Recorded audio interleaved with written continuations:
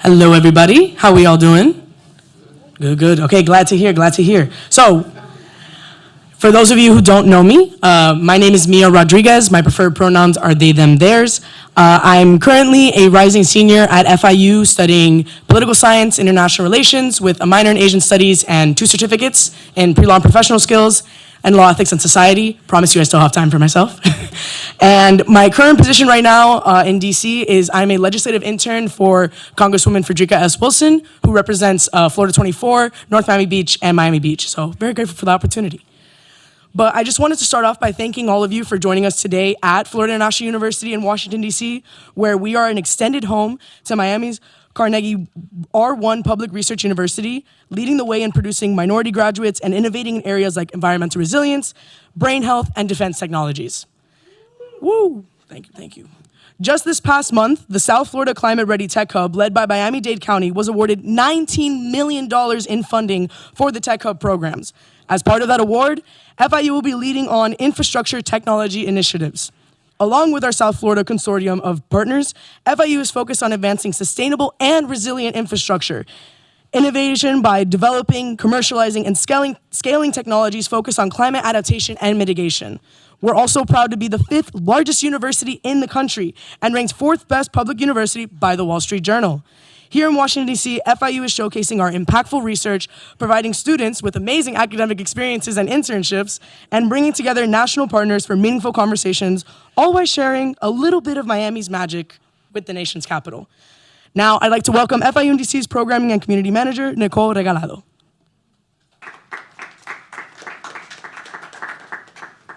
Hello, everyone. Good evening. Thank you so much for your time participating today. This is almost 2 full years of hosting the Americas Roundtable, so it's a great privilege to continue and have such an esteemed panel. I welcome you to collaborate, discuss, meet others here in the audience, as we're all part of the Latin America region and have great and interesting projects going on. After the program, we will continue the reception, so please remain for that. And now this program will focus on the future of resilient infrastructure, environmental sustainability across the Americas, including how we're advancing climate technologies amidst global challenges. And as Mia mentioned, FIU is doing great advancements in climate technologies, and we know globally, other countries, organizations, they're also focusing on this. So we thought this discussion would be very timely. To kick it off, we have virtual remarks from Ilia Espino de Morota. She is the... Oh, sorry, I'm going out of order. She is a Deputy Assistant Administrator, Deputy Administrator to the Panama Canal. Thank you, Adrian Ross, for helping us getting the speaker and coordinating everything. She began her career in the Panama Canal in 1985, and she was the only woman engineer in the Industrial Division Shipyard. She recently served as the Vice President for Transit Business and Executive Vice President for Engineering during the Panama Canal Expansion Program. And now she's appointed as the Panama Canal Deputy Administrator on February 15, 2019, took office January 1st, 2020, marking the first woman to hold this position. And you might see her around as she has a pink hat, as she has quoted and continually said, I wear the pink hat to make a statement that women can do this job. It's my pleasure to hear from her and to have you all to hear from her experience and how Panama is addressing water scarcity and utilizing new technologies to support water resiliency. Thanks.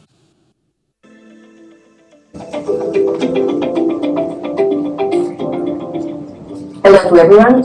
It's my pleasure to be here with you. I want to thank the Florida International University for inviting us to participate, even though virtually, through this roundtable for water scarcity and infrastructure resiliency. And I'll talk a little bit about what happened in the Panama Canal in 2023/2024. We had a very strong El Nino. It's the 3rd driest year in the history of the Panama Canal, with a full canal operationally providing water for 2.5 million people of the country, potable water. We were faced with a very, very difficult situation that forced us to drop the number of daily transits from 36 to 24. We were able to manage the dry season very successfully in a sense that we provided a reliable service to our clients while providing potable water for 50% of the population of the country. We achieved this by doing a lot of water-saving measures. We applied some of them in 2019 when we had another dry year, not as bad as this one, like cross-filling, which allowed us to reutilize the water in the Panamax locks, saving 50% of the water used for each lockage, maximizing the utilization in a very responsible way of the water-saving basins, and implemented new technologies to preserve the water quality. Now that we have rainy season again, we are back to 34 transits per day with a draft of 48 foot. And this is thanks to a very important joint effort from the workforce to be able to manage this very dry season. If we look around what happened 2023, it wasn't only in Panama. We saw the Mississippi River, the Rhine River, the Amazon River struggling. We saw many countries having a difficult time. So water resiliency is quite important. We are analyzing new technologies. We've been studying with the U.S. Corps of Engineers potential new projects to secure and guarantee enough water, not only for the operation of the canal, but for the population, which continues to grow. And we still have about a 20% increase in traffic that we can capture if we have the right amount of water. So recently, we were redefining our original watershed that we had back in 1999. We're looking at a new multi-purpose reservoir in one of the areas that's in the watershed next to our existing watershed. It's the Project Rio Indio, which would encompass building a new reservoir to be able to store water that will provide between 11 and 15 lockages, which is an equivalent measure of the amount of water. If we think of potable water, the water consumption, once we have 2 potable water plants that are being under construction completed, it will be equivalent to 11 transits per day or 11 lockages per day. So this new project will be able to compensate for that amount of water. The canal is in a sustainability era, more broad. We've been taking care of our watershed since the canal was transferred to Panama in the year 2000. We have developed very good and important projects in the watershed in conjunction with the residents to make sure that they preserve and protect the watershed. That is a very important resource. But now we want to expand the sustainability to maritime decarbonization. That would also help in the goal that we have to preserve or to go to the net zero greenhouse inventory emissions. So we have looking at our scope 3, and to us, mitigation, adaptation, and just transition is quite important. So we are looking at the whole climate issue in a very holistic way.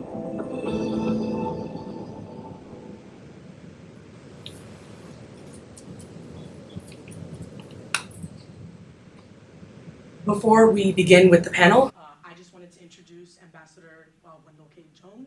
Thank you so much for coming, considering you are an ambassador of the Bahamas. That is a very, very important country for us to learn about, especially with our region of Miami. So again, thank you so much for coming, sir. Of course.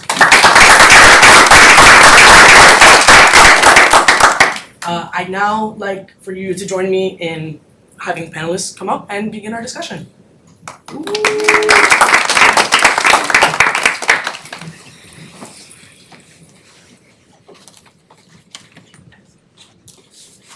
Okay, welcome. Thank you everybody for coming here. It's not easy to show up on a Monday afternoon, especially when you have the whole week ahead of you. First, I want to thank FIU for organizing this.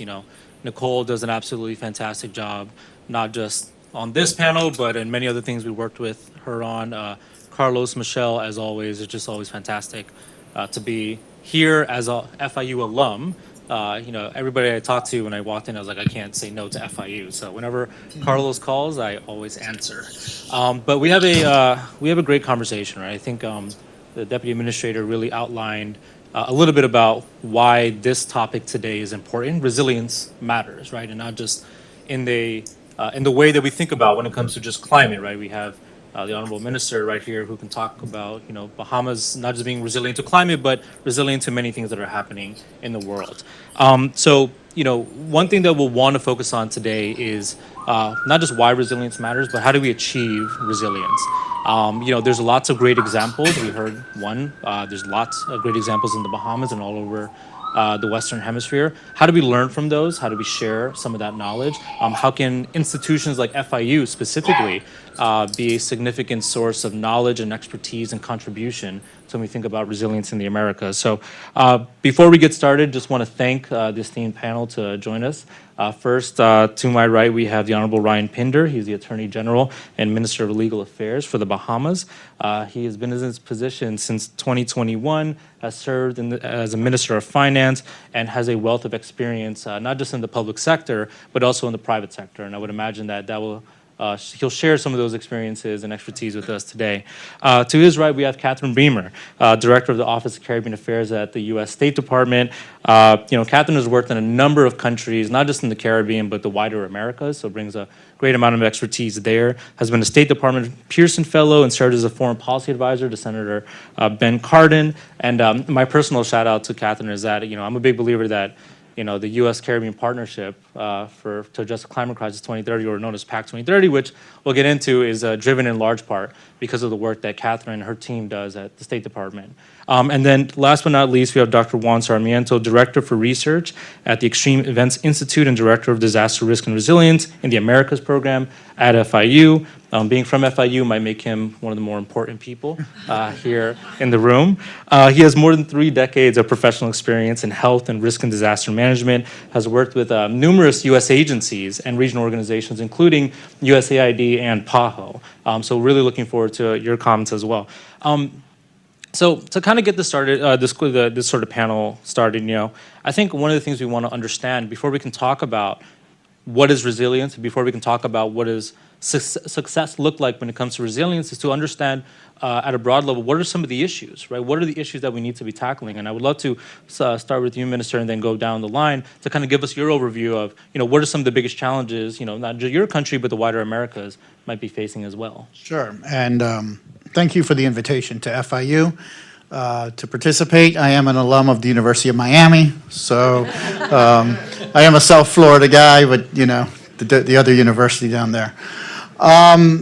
Again, thanks for having me. I think a lot of the issues that we speak about have an origin in the climate crisis. And I think when it comes to adaptation, mitigation, resilience, the first thing you have to understand is, what are you adapting to? What are you mitigating against, and why are you trying to be resilient? It's because of the climate crisis and the effects of the climate crisis, especially to countries like the Bahamas, and certainly those at FIU can appreciate there's even an extension to Miami-Dade County and Broward, where we're low-lying, we're susceptible to hurricanes and major hurricanes that we're experiencing these days. We just saw Hurricane Beryl go through the Caribbean, Cat 5 in 2 days. I mean, we had Hurricane Dorian in the Bahamas a number of years ago that devastated 2 of the 3 largest populated islands in the Bahamas, and we're still recovering from that. And that's the question. What do we do with the climate crisis, and how do small island states like the Bahamas and throughout the entire Caribbean really react to that? Because frankly, we're not the ones causing the climate crisis, but we're the ones experiencing the most devastating effects when you look at it proportionately to the size of our countries. I just saw a statistic, Ambassador, that if a Category 5 came to Nassau, which is our most populated island, 250,000 people living on one island, 70% of the island would be submerged by storm surge if a Category 5 hit Nassau, in the strength that we've seen in recent years. And so how do you adapt to that, right? And how do you mitigate that as a small country? And part of the problem that we have when we go through that, and I think we'll speak a little bit more about this, is elements of development assistance and elements of climate finance. Because ultimately we're rebuilding every single year. And Bahamas has 26 international airports throughout its jurisdiction. We're a country of 700 islands. 26 of those islands are inhabited. We have international airports that we duplicate. We have energy systems that we duplicate on every island. Water systems, which we'll speak a little bit about water, I assume, is a major issue for us, duplicating it on all of the different islands. And when you have a hurricane come through, the gravity of the damage that you have to now pay for and finance to rebuild is enormous. contributing to our debt load, our sovereign debt. And so it always transitions then into climate finance and how do you address it, and how do countries like the Bahamas with a high income per capita access development assistance? We can.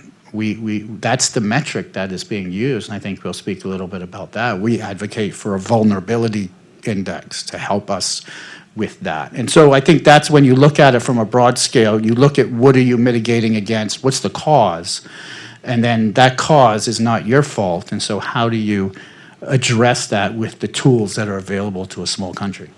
Thank you, Minister. You know, you touched on not just on climate resilience, but you talked about energy systems. So there's energy security that's important. You talked about, high debt to GDP ratios. So there's economic resilience.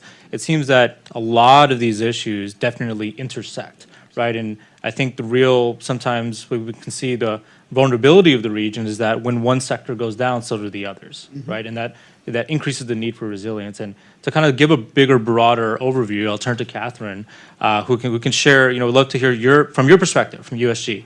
What are some of those big challenges facing the Caribbean, not just Bahamas, but maybe how that using your experience in Guatemala, Bolivia, what are some of the things that you've seen? Well, thank you so much to FIU for having me, and congratulations to all the graduates in the audience, and come and work at the State Department. We need your talent. Please let me know if you're interested. Well, I think the best, as I was listening to the Attorney General outline the various challenges in the Bahamas, I was really proud of the work that we're currently doing in the USG. Wazam already mentioned the U.S. Caribbean Partnership to Address the Climate Crisis. That's a very ambitious umbrella initiative that we launched 2 years ago at the Summit of the Americas in Los Angeles. And it was really a result of many conversations that the Vice President and other U.S. leaders had with Caribbean interlocutors. It's a culmination of all of these conversations and trying to really understand the greatest needs of the Caribbean and how we can help partner with Caribbean partners to improve resiliency. So if I may, I just wanted to let you guys know the 4 different pillars of PAC 2030 and how we're trying to address the challenges that the Attorney General outlined. First, the first pillar is on expanding development assistance to the Caribbean. Our Treasury Department is really making efforts to fundamentally change the way that the international financial system evaluates risk and vulnerability, really pushing for debt deferments under natural disasters, trying to expand the way that the IFIs look at concessionality and really getting at some of the issues that the Attorney General mentioned. So we're working, that's a very long-term reform that has been, I would say, more difficult than I had anticipated, but we're seeing some good results. I know Bahamas has benefited recently from a large loan from Exim to restore an oil storage facility that was damaged during Hurricane Dorian. And we have other projects working in the region to help on big infrastructure redevelopment. So the first pillar is all on expanding international financial assistance to the Caribbean. The second pillar is on hastening the green energy transition. For us, I think a lot of resilience comes from sustainability and ownership of inputs for grids. We've done a ton of work on technical assistance in terms of, under that pillar, helping train Caribbean regulators and government officials on how to, draft a tender that would in a competitive bid round to hasten and attract international investment. And so that pillar is really about how do we help more renewable energy enter the Caribbean? How do we create an environment in the Caribbean that is exciting to international investment? The third pillar is all about improving resilience capacity and also increasing food security in the region. Food security, particularly after the Russian invasion of Ukraine, is something that affected the Caribbean just exponentially. It has gotten exponentially worse. And certainly the effects of climate change, also droughts and other things are also. So food security is a big concern of many of our Caribbean partners and is something that we're trying to address with various technical assistance programs and activities. That particular pillar is a real focus of our colleagues at USAID's work. So a lot of the traditional development assistance kind of falls under that. And then the fourth pillar is deepening diplomatic engagement with our Caribbean partners. Anybody who's been sort of paying attention to the Caribbean portfolio over the past couple of years has noticed we've had Vice President Harris visited the Bahamas last year. We had Secretary Blinken visit Trinidad and Guyana. We've had a bunch of high-level visitors even just this year in Georgetown, as Guyana is the fastest growing economy in the world and also such an important country, really trying to grapple with how do you take advantage of hydrocarbons extractions while also, remaining carbon neutral and doing so in a sustainable way that sets your country up on a path for a bright future. So there's a tremendous U.S. interest in helping and partnering with Guyana to make sure that is right. And so those are the types of things. This particular initiative is also very unique because the type of interagency cooperation it's very intense and focused in a way that we might not have seen in the past. The U.S. government is this, very siloed, bureaucratic, enormous institution, and we're really trying to help target each of those folks under each of these pillars to make sure that they're not duplicating efforts, that everyone's needs are addressed. And so that's been tremendously helpful. And certainly the Vice President's office deserves a ton of credit for really, sort of sharpening everyone's focus on the Caribbean. I think we've seen just tremendous results and also really historic focus on the Caribbean during the past couple of years. So it's been a really fun portfolio to work on. The challenges are enormous, and we definitely want to help. The Caribbean is what is the Bahamian slogan, Ambassador? You are like. No, I know it's better in the Bahamas, but you're, physically our closest neighbor after Canada and Mexico, I think. We right? say if you sneeze in Miami, you catch a cold in Nassau. Yes, exactly. So, our Caribbean partners are physically and emotionally, closest to us, and your success really is our shared success. So we want to make sure that the region remains free and sustainable, and that's really the aim of PAC 2030 is helping Caribbean partners, develop their own ability to, respond to disasters and to continue offering that kind of opportunity for their citizens. Thanks, Catherine. I think one thing, your comments plus the AG's comments is that how heterogeneous the region is. Right? We talked about Bahamas, 700 odd islands. You talked about Guyana having hydrocarbon resources. There are different situations in the Eastern Caribbean, different situations, of course, in the big economies in Latin America. So I think, one thing I'm pulling out of this already is that a big challenge to resilience is understanding that there's probably no one-size-fits-all approach, right? And I think it would love to, if possible, go into questions later on about community resilience, right? And how do you build resilience at a local level from a bottom-up approach. But Dr. Sarmiento, want to kind of go to you to give a broader outlook, right? We talked a lot about the Caribbean, and being from Guyana and the Caribbean, like that's great for me. But it's a much bigger region, a very interconnected region. So we'd love to get your thoughts about the broader Americas as well. Sure. Thank you for this invitation.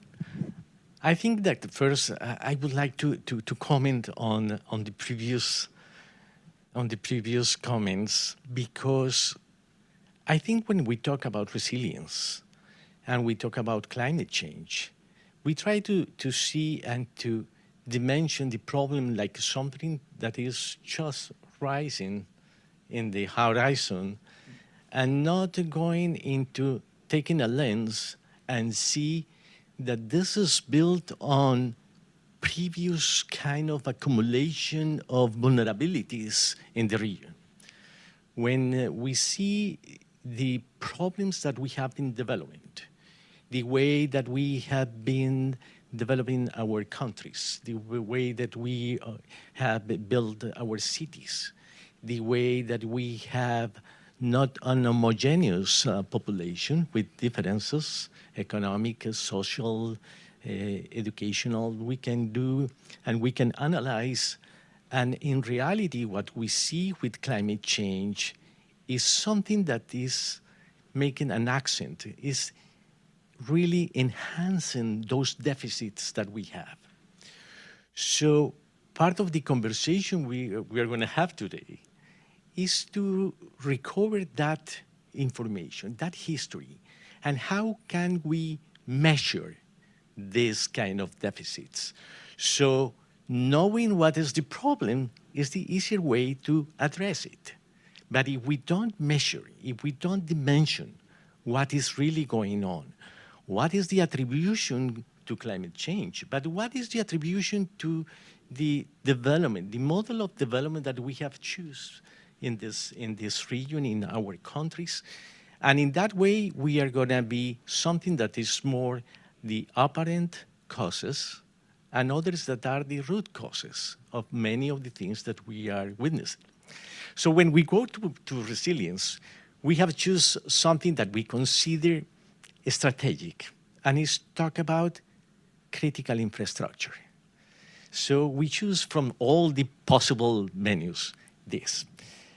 And the idea was to start first developing some capacities in Latin America and the Caribbean, using and having an alliance with USAID.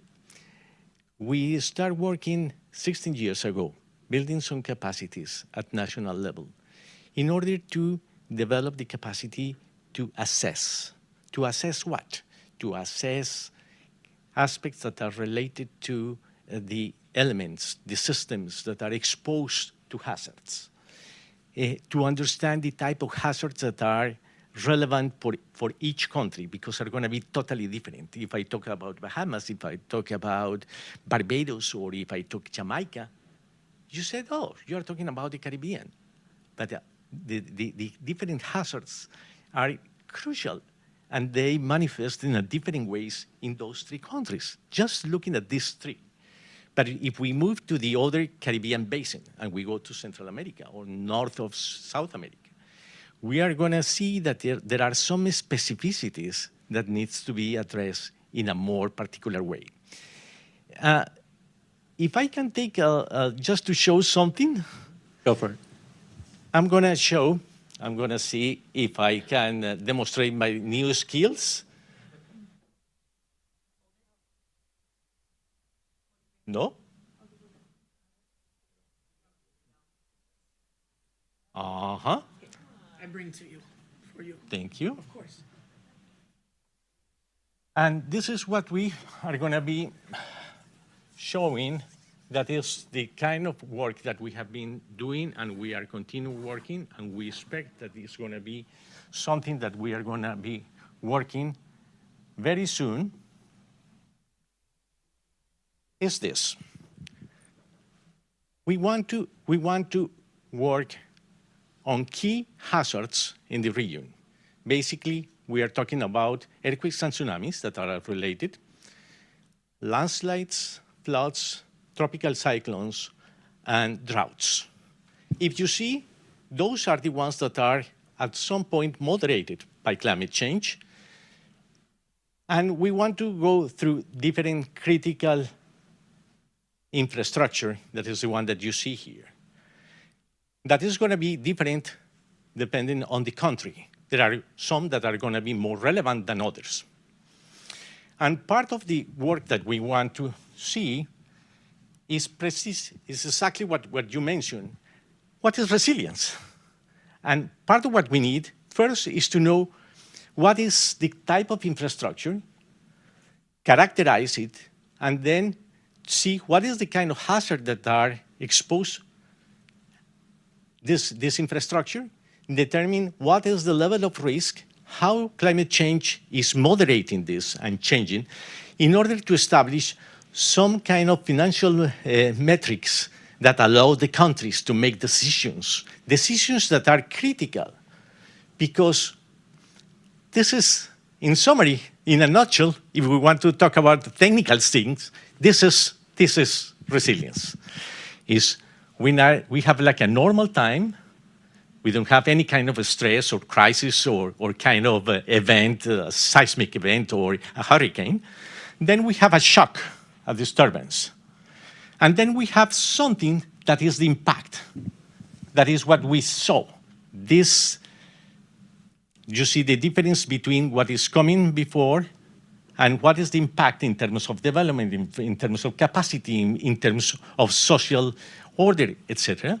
And then you have a time to respond, and then a time to recover. How deep is going to be this?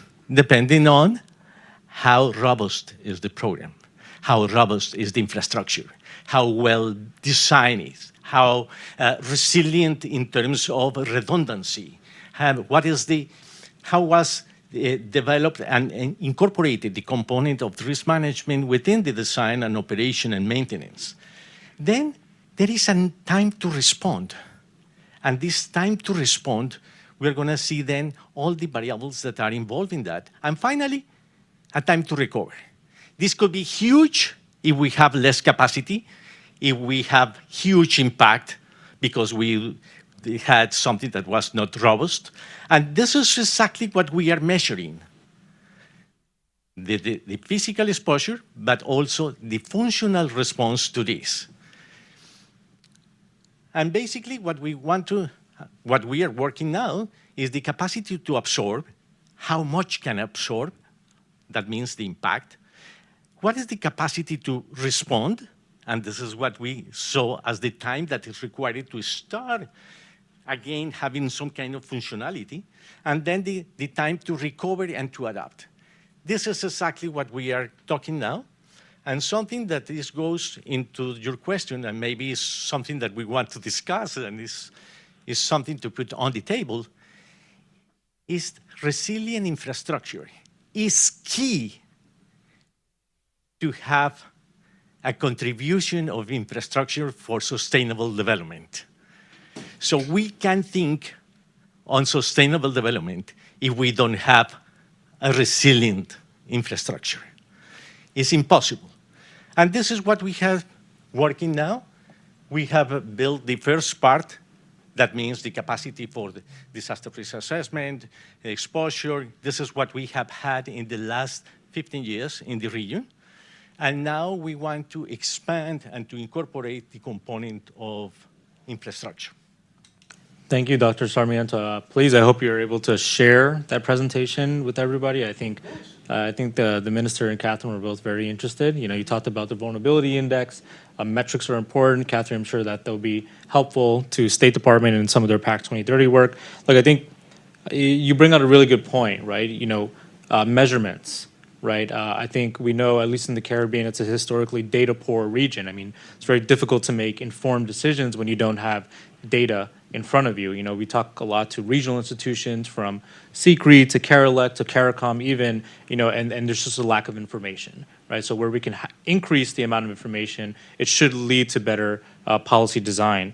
The other thing you mentioned is, you talked not just about climate, but fiscal, systemic, critical infrastructure. That goes to, PAC 2030 and thinking about how do you de-risk some of these countries, right? Investors, especially with the frequency of climate events, investors are not going to want to go into the region and have these $50, $100 million projects if they think a hurricane is just 4 or 5 years down the line. And then finally, faster recovery, right? I think that was an important point that you brought up, again, because of the frequency of climate events, but it also articulates a very important challenge in the region, because to have faster recovery, like you said, you need capacity. And we're not just talking about relative to global big economies, these are microeconomies with micro populations, right? It's only, a few Caribbean countries that are in the millions when it comes to population. So I think that's a very good overview of why resilience is important. What is resilience? And, want to go to the minister and then to Catherine to think about, we understand the challenge, right? We understand the scope of the challenge, but what have been some of the successes with a resilience-based approach? Because at least I'm a firm believer in thinking about, if we can understand what has worked, then we can find the ingredients that we can then replicate, if it's not just in the Bahamas, but in other parts of the Americas. So we'd love to hear about good examples coming out of the Bahamas, and then Catherine, maybe through some of the work you've been doing with PAC 2030, and then we'll go to you, Dr. Sarmiento, on what is the ideal, scenario that you've seen work out in some of the regions. Yeah, I mean, it's a difficult issue for us, because when we look at our debt, our sovereign debt load in the Bahamas, we would estimate between 40 and 50% of our accumulated sovereign debt is directly related to rebuilding after a climate crisis. Directly related. And so if you look at the average debt to GDP in the region, it's probably around 100%. It's rebuilding infrastructure. And it's from rebuilding infrastructure, rebuilding seawalls, rebuilding schools, helping to rebuild people's homes, energy and water. All of this has to be rebuilt. And so 40 to 50% of our sovereign debt is attributable to climate crisis. And that's a major issue. And so that takes up a lot of your budgetary resources. So then you find yourself in a position where the country has actually been limited in its development ability because of the climate crisis that has affected it. And so going into evolving and on your resiliency level, one, do you have access to the capital to do it? That's the first question. Do you have proper climate finance initiatives to do it? And then actually getting it done before another crisis comes through is also a challenge. Most of our infrastructure in the region, certainly in the Bahamas, is very old. It's very aged. We have some components of our energy system that dates to our independence 50 years ago. 51 years ago. And so we have to undertake an overhaul of our critical infrastructure in the jurisdiction. Government can't do it. Our state-owned enterprises can't do it. We don't have the access to capital. And so we're now forced into various types of PPP arrangements to upgrade our critical infrastructure. From a sovereign point of view, that's a politically sensitive thing to do, but we have no choice. And so we're rebuilding our energy sector right now, both in Nassau and our family of islands. We call all our islands our family islands. Putting new generation microgrids in, power plants, upgrading our transmission and distribution systems to be more resilient. In that context, we're creating a hurricane fund where a piece of the consumer paid energy will go into a segregated fund for rebuilding after hurricanes, because we can't just continue to borrow. And so we're building in some contingency funds for rebuilding exercises that has to be done. When we look at our critical infrastructure, such as airports, we have to rebuild the airport in Freeport that was destroyed by Hurricane Dorian. They had 10 feet of water for the storm surge in that airport. That airport is non-usable, and we've now torn down the terminal. But in our rebuilding, because it's on low-lying area, we now have to dig a massive flood actuation basin between the airport and the water. So if there is a flood, that water actually has somewhere to go before it goes to the airport. We have to plant millions of mangroves along the coastline as an additional barrier for when hurricanes come. And now we have to do that countrywide. And so we're looking at different ways to build resiliency and even to adapt the way we do things in order to create sustainability and resilience to natural disasters and catastrophic events. The sad reality is all of these efforts are really just nibbling around the edges. Because the fact of the matter is, when you look at the commitments under the Paris Agreement and the international commitments at COP that occur on climate crisis and climate change, the developed countries of the world are not abiding by their obligations. We're seeing the temperature in the world skyrocket past the 1.5% metric. That was the one that we were all hoping for, that we didn't have a catastrophic environmental event. We're catapulting beyond that. We see countries like the United Kingdom go back to coal power generation of the 1960s and not going towards modern day environmental sustainable type of energy generation. And so the fact of the matter is, we're nibbling around the edges trying to do whatever we can in our control, but the larger countries of the world, the industrial countries of the world, the developed countries of the world are not cooperating. And how do we force that cooperation? Well, frankly, the only way people react is if you hit them in their pocketbook, and that's through climate justice and climate litigation. And that's where small countries like the Bahamas are now having to turn to in order to kind of force the issue of change, is through climate justice and climate litigation. We're very active at the International Court of Justice matter with respect to holding states liable for not enforcing greenhouse gas reductions and not forcing their industry to be more environmentally sensitive. And if that happens, if we get that ruling that you can actually hold a state liable, then I think things start to change, because then you have a legal position to push on other sovereigns. It's a sovereign to sovereign issue that really needs to be overcome. So there's a lot there, and it's very difficult for small countries like the Bahamas to react to these external environmental impacts. But we're trying, and we're trying different forms of resiliency to whether it's in our infrastructure or whether it's in our planting and our natural barriers with mangroves and the like. But it's difficult. It's very hard. And the collaboration with FIU, I think, for a country like the Bahamas, would be fantastic to be able to build this resiliency and data stream so we can do more than effective, I think, rebuilding. Thank you, Minister. And I think a good 2 points, you mentioned. One is this can't be left to just governments, right? There has to be some sort of international support, whether it's more access to concessionary finance, whether it's increased technical assistance, like Catherine has been doing at State Department, or even working with international institutions. And then the second point is there has to be, I love that you brought up FIU, right? Because it's Dr. Sarmiento put together a great presentation, and I think combining it with your comments right now, we're seeing the application and the necessity of it. So we'd love Dr. Sarmiento, after Catherine's, to kind of share how he sees that model being applicable to other resilience approaches across the Americas.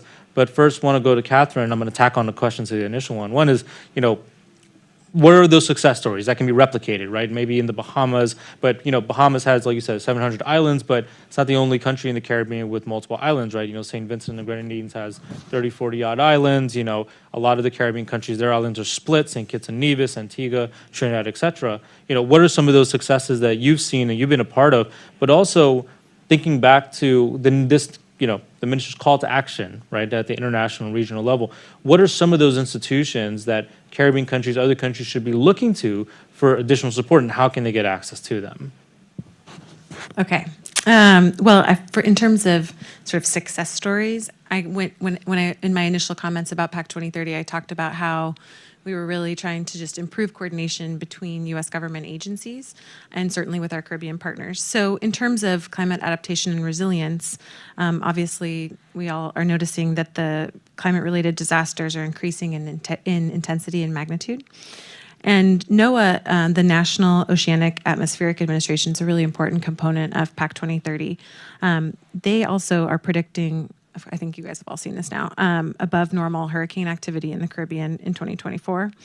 And under PAC 2030, USAID and NOAA have developed various programs to bolster adaptation and resilience in the region, including supporting data modeling and forecasting tools to better predict and prepare for future weather events.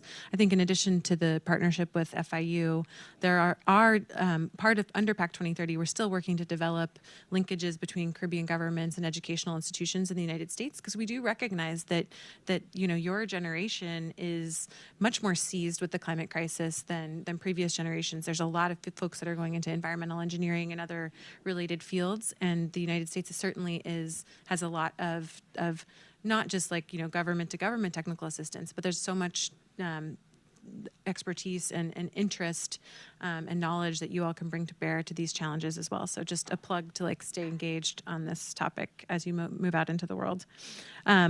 This past April, NOAA's National Weather Service, in partnership with the U.S. Air Force 53rd Weather Reconnaissance Squadron of hurricane hunters, conducted their annual Caribbean Hurricane Awareness Tour. So they flew to the Bahamas, Barbados, and St. Lucia to host on-the-ground events that leverage aircraft tours to engage local civic leaders, emergency managers, air traffic managers, and the media ahead of the hurricane season. Also this year, while it's, I don't think a hurricane is ever anything to point to as a success, but because of this improved data collection and analysis that our government and Caribbean governments are able to do, we knew that this was going to be a bad year, and USAID went ahead and pre-positioned relief supplies throughout the Caribbean and really expanded on their ability to respond in that sort of immediate aftermath of a hurricane. And so already the USAID teams on the ground have been in Cariaco and Petite Martinique and other islands in St. Vincent and the Grenadines. They've already allocated or dispersed over $4.5 million in immediate humanitarian assistance in those regions while those communities attempt to rebuild. But I think that the second component that's really important and certainly something that has been highlighted here is just now after the immediate, sort of water, food, sanitation delivery, how does the international community come together to help these countries rebuild? And that's where we've expanded the ability of Caribbean countries to apply for what we call the Resilience Sustainability Trust at the IMF. Prior to this administration, it wasn't a possibility.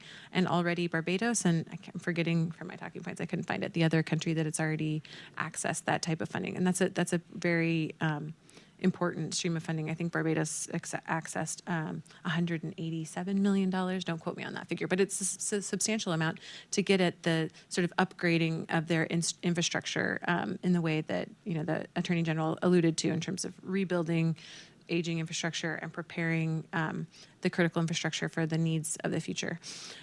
So we're excited about that because at the end of the day, so much U.S. development assistance really does go into these large, to the World Bank and IMF and IDB, and we're trying to make that our contributions to those institutions matter and reflect the priority that we're placing on helping countries address this vulnerability.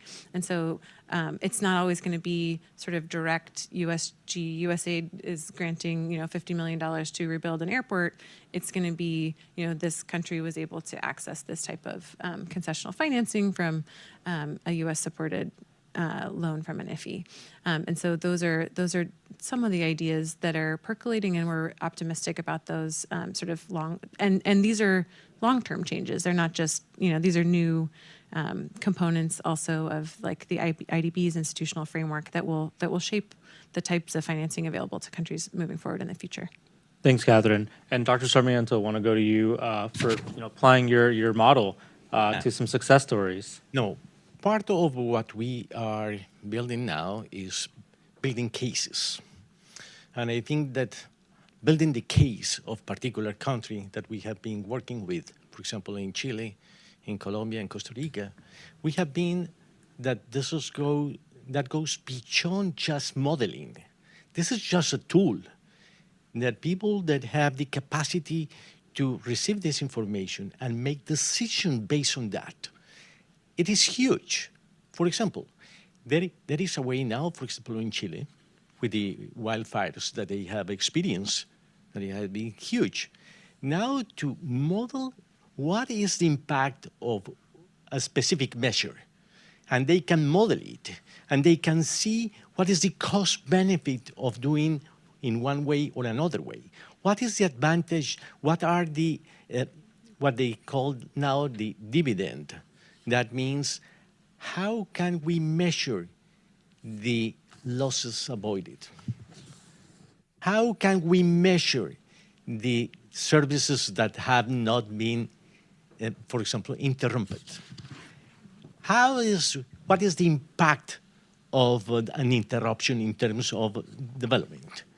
And so that is the way to give you the argument, and the academia and the technical institutions can build the case that you can use to say, hey, this is something that is a priority, this is the benefit, this is the cost, this is the long-term impact of that investment. So the idea is to involve this, and something that I didn't mention is that part of this strategy is to measure the gap.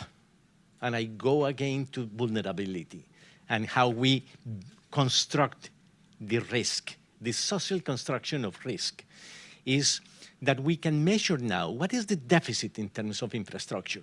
And you mentioned, why? Because infrastructure is now old. in the whole Latin America and the Caribbean, and even here in the US, we have been this huge investment now in terms of infrastructure. Second, we have a population growth. We have migration. We have changes in population. We have new demands. We have better equipment. We have better infrastructure, much more efficient. So all of these changes are needed, but we need to assure that any coin that is going to be invested consider those different factors in order to have something that is sustainable in the long term.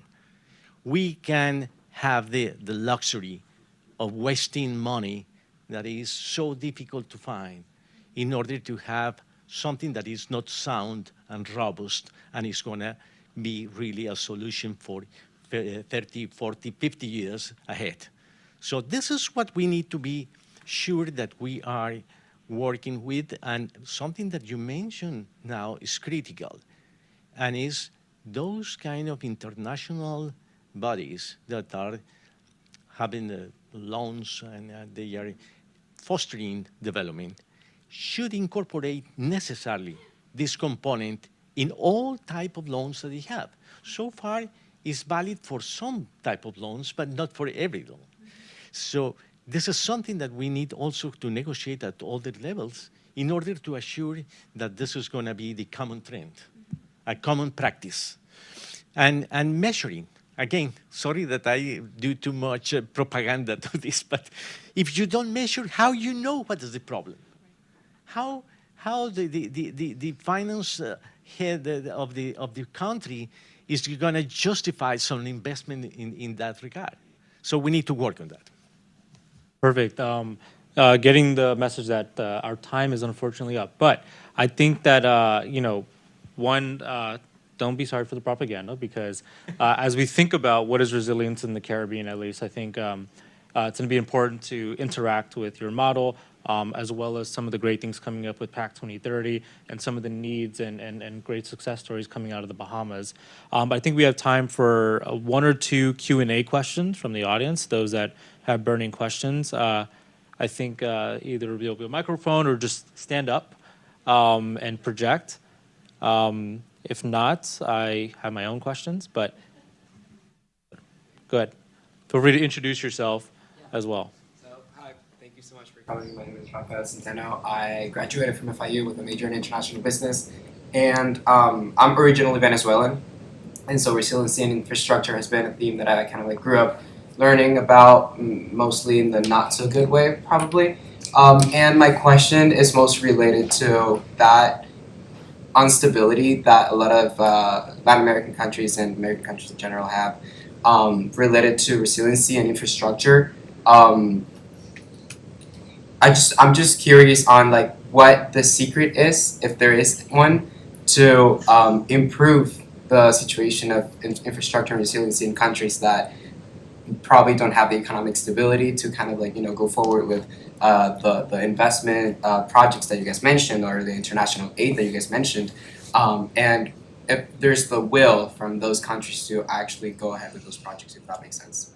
Thank you. And if maybe there's another question we can tack on as well, if other people want to ask questions, we can take a group of them.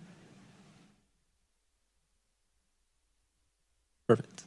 Well, I introduced myself already, but I really appreciate this panel, so I wanted to ask a little bit more about what I think, Catherine, what you were mainly talking about, the difference between USAID giving $15 million to build an airport, or different entity supporting a country working towards something. I think the former is what we've normally seen in U.S. foreign policy. So also, Sarmiento or Minister, if you have any insight as well, how could the U.S. work towards helping Caribbean countries, while not at the same time giving the assistance, while also not taking away their own resources and what they have to bring to the table.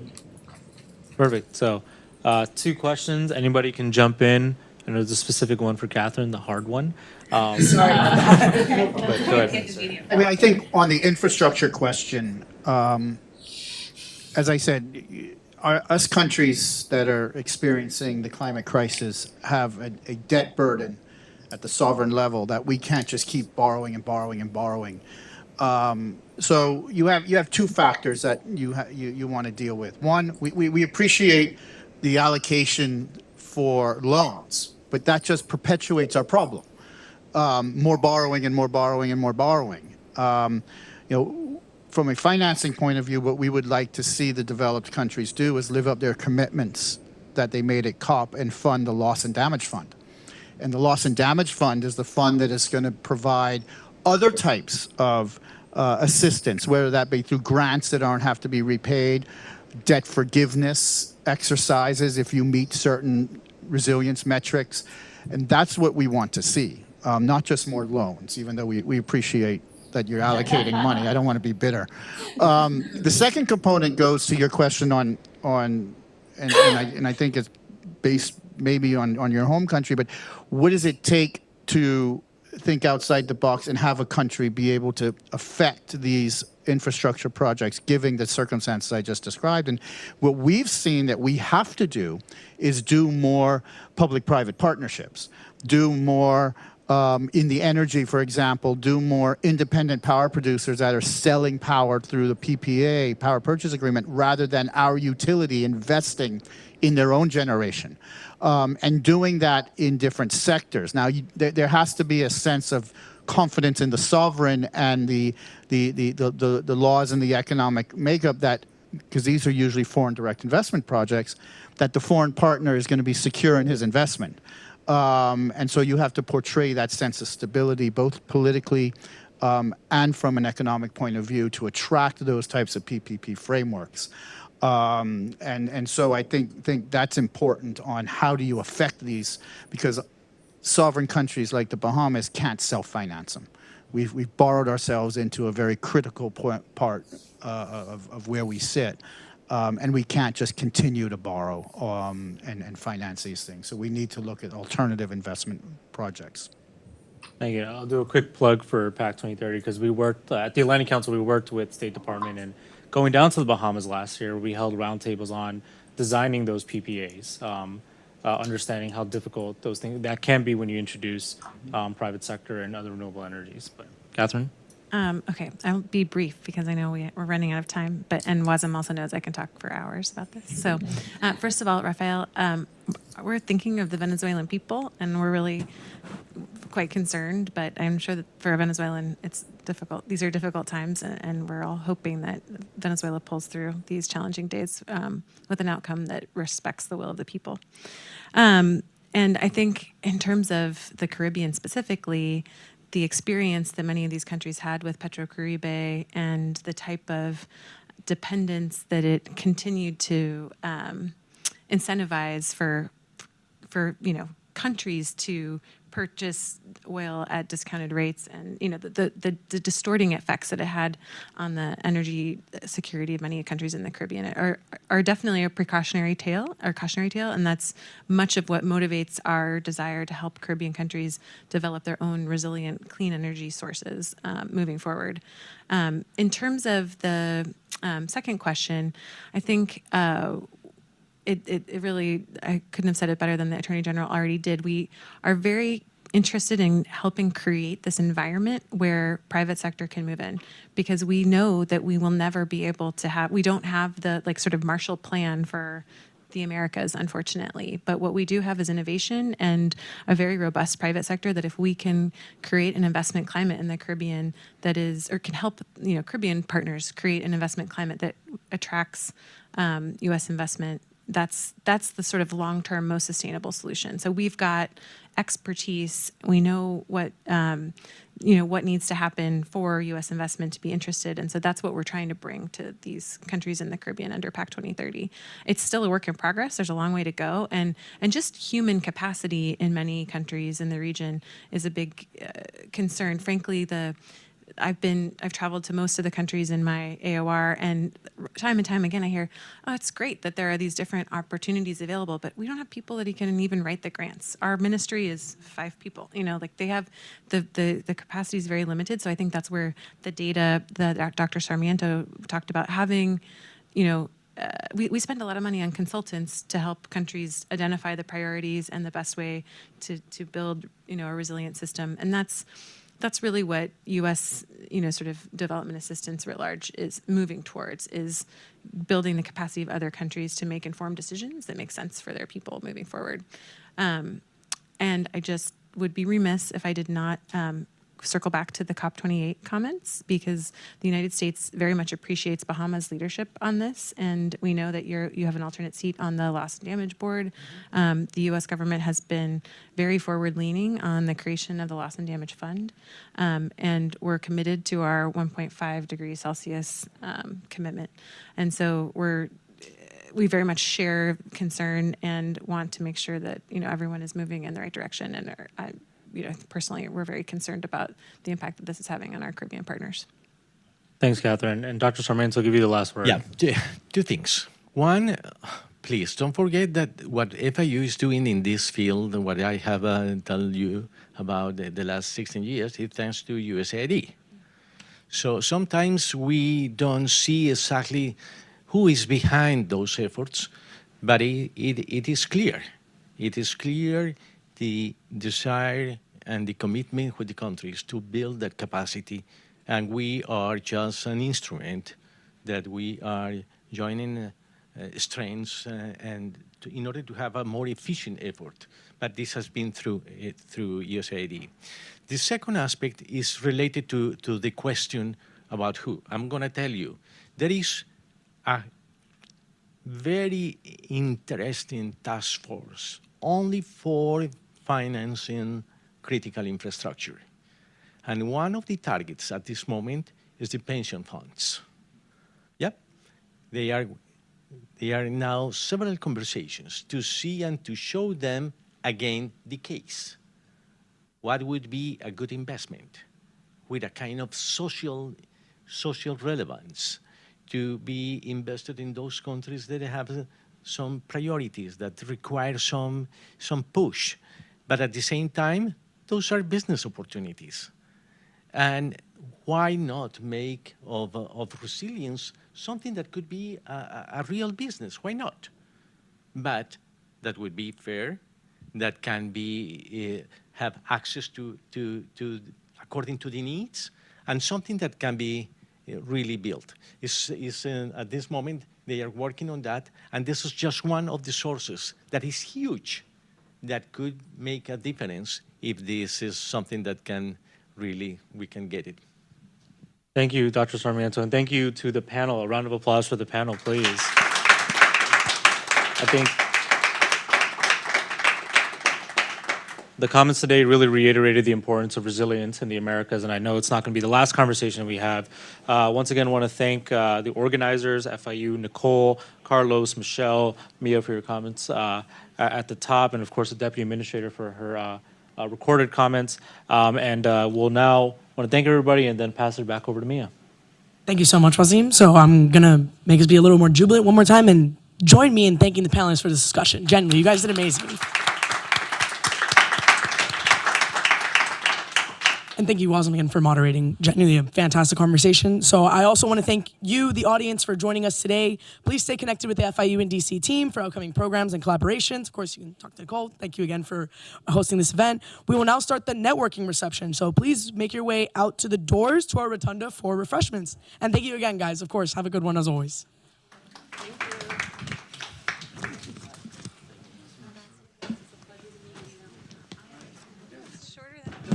Great job. Seriously, that was